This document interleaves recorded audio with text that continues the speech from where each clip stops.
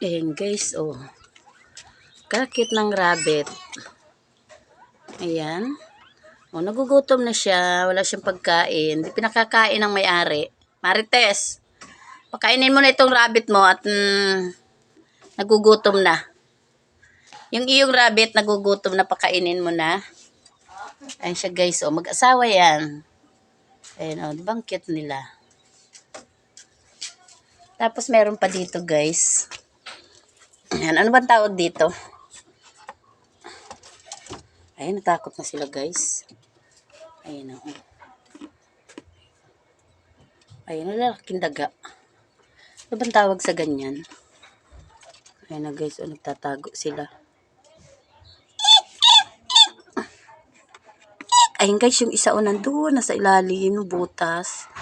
Ayan o. Mayroon sila dyang taguan.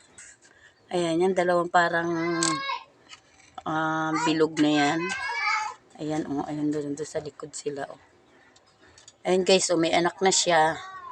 Ayun, yung nasa gitna na yan, anak na niya yan. Ayan, di ba ang cute nila? Ayan na guys, o. Ayan na. Ayan na. O, ayan dyan. Dyan siya nagtatago, guys. Ayan. Ayan. Napakahilig mag-alaga ng kung ano-anong hayupin ang isa sa Pormarias. Isa sa Pormarias, guys, ang may-ari niyan. Hindi yan sa akin.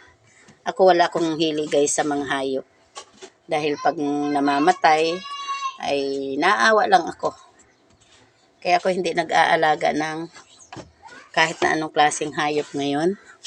Pero natutuwa ako guys. So, ayan. Ayun siya. Gusto niya lumabas. Talaga nagugutom na ito, Marites. Asan na yung pakain mo din? Pakainin natin ng kangkong. Ayun siya, oh. Ito pala nakakalabas dito. Marites, nakakalabas pala ito dito? Ay, bakit malaking butas? Ay, di natalon dyan. Sige, talon kayo. Talon kayo at mamasyal muna kayo, dali.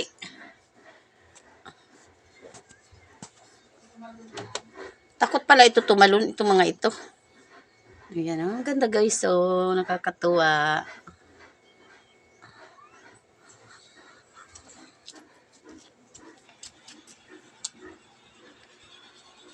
Ayan, isa ito sa bahay ng Pormarias guys. Ayan siya. Tapos meron pa siya dito. Ayan. Ayan guys, oh. Napakahilig niya mag-alaga ng mga hayop-hayop katulad niyan, o may manok. Tapos siya ay may mga pusa at aso. Ako kahit isang hayop wala.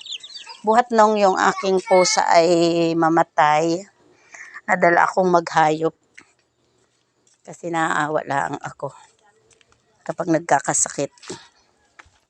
Pati ako umiiyak na rin guys kapag ang aking hayop ay namamatay o nawawala. Iniiyakan ko talaga. Ayan guys, magandang umaga na lang sa lahat.